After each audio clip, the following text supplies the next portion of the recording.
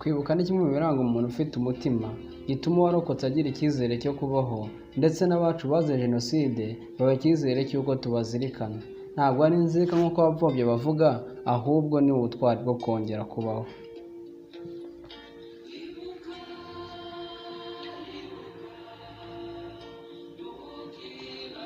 Banyarwanda, mucyo twibuke abacu, inzirakarengane zagiye tukizikeneye, ntiduzibuke by'ubu gusa, ahubwo tuzibuke iminsi yose.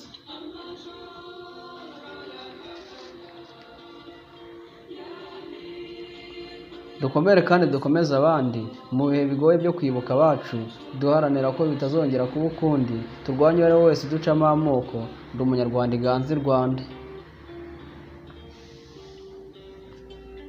Ukwibuka budutere gukomera no kurushaho gusenyera umugozi umwe, nubwo abapfobya batazabura, ariko tujye tuzirikana ko igitonyanga gitobora ibuye atari uko gikomeye, ahubwo ari uguhozaho.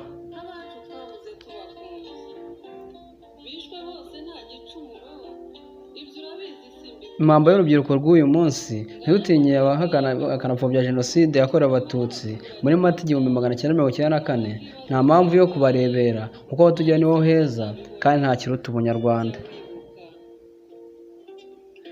Ndi Nzora ya Kirenga, nka Wokimenye yaraze umuheto, nzakomeza kurasanira u Rwanda.